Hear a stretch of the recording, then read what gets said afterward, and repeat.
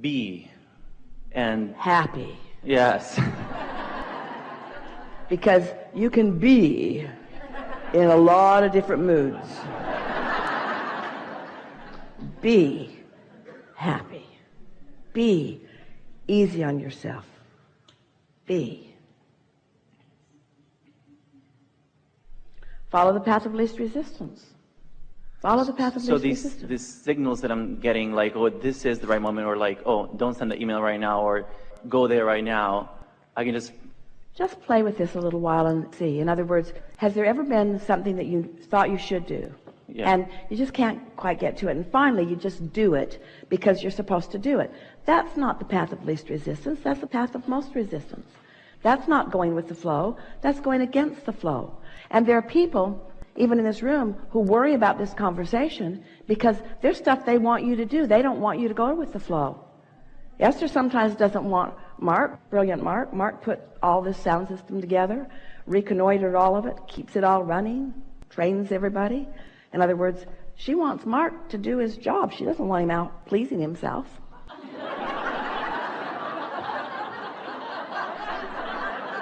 What she really wants is Mark to be happy in the co-creation that they're doing together. And she believes that she can have it all. She believes that she can have a really productive, creative, genius, thinking on his feet, always knowing what to do Mark, who's happy. And isn't that how he's the most happy?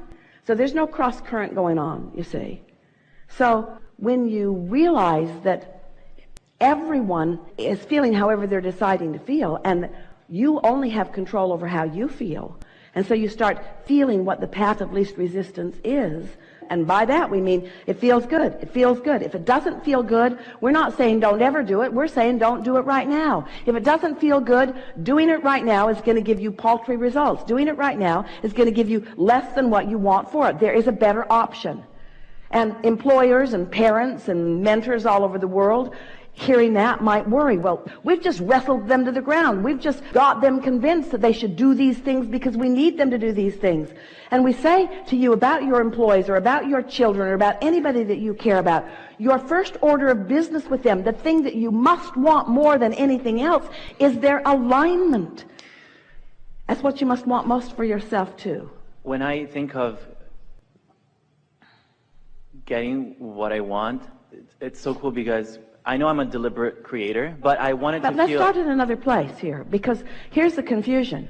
Everything that everyone wants is because they think they will feel better in the having of it. So what you want is an emotional manifestation, which you have the ability to produce without the physical trappings.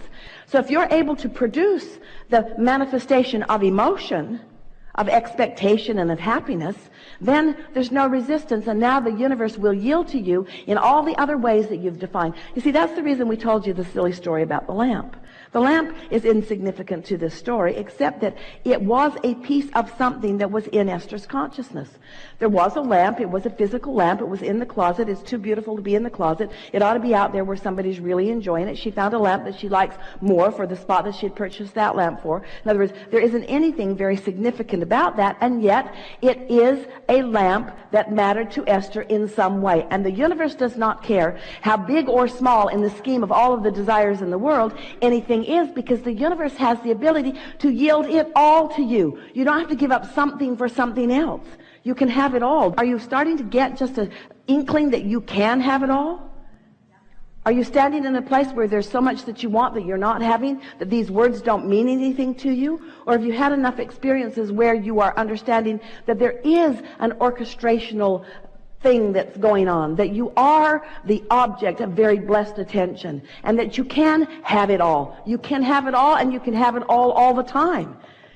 You just have to care about your mood first, and then watch everything else come into alignment. And it feels so good when it happens. I don't want to say in an unexpected way, but it's sort of magical, and it's just much more enjoyable. And like my ride here was just so much better than a planned ride would have been. It was just... Well, don't misunderstand. That was a planned ride. You're just not understanding when you made the plan. You see, you've been making the plans. You feel the vortex full of your plans. The plan is there. And the source within you has the ability to know the plan that you've made. But you keep messing up your own plans by trying to micromanage everything, and by too often saying what you don't want, which holds you in a vibrational resistance to what you do want. So now let's go back to this lamp story. Everything around that was fun. Esther was with the most fun person she knows, talking about another most fun person she knows.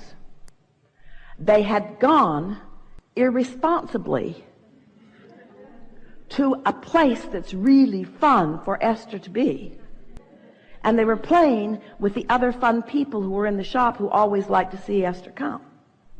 So it was fun, fun, fun, fun, riding on a current of fun. Everyone around was sort of swept up in the fun. When Tracy walked into the store, she looked like an angel. Her hair is blonde and she is beautiful, and it's cold outside, and she came in and fun, fun, fun. The conversation is just fun and loud. Fun, fun, fun, fun, fun, fun. In other words, the perfect environment, like a petri dish that has been created especially for the explosion of lovely things.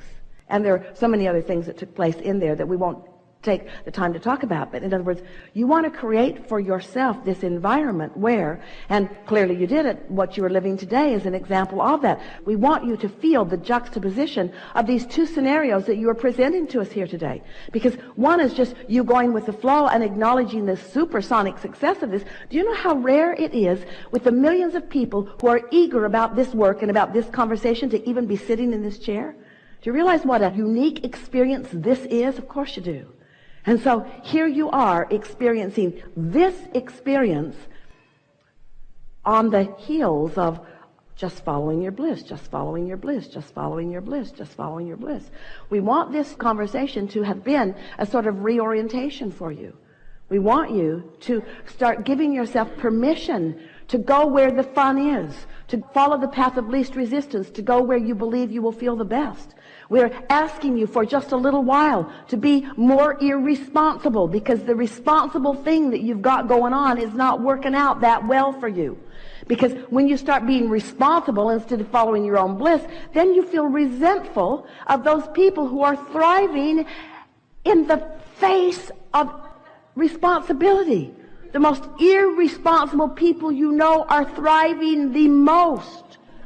That's just not fair. Those basketball players, how dare they follow their dream and make millions of dollars?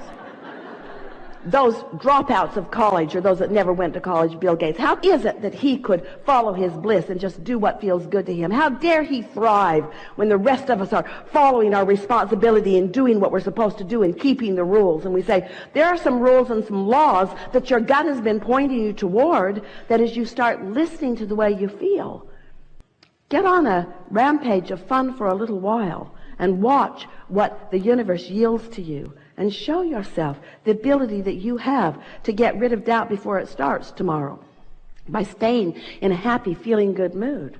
Watch how traffic treats you and others treat you. Watch how you rendezvous with people. Watch how the nice people of the planet find their way to you. Watch how you move around in a sort of bubble of well-being while the rest of the world is doing whatever it's doing that's none of your business. Really good conversation. Yes, thank you. Yeah. That was fun. We think this is a really good time for a segment of refreshment.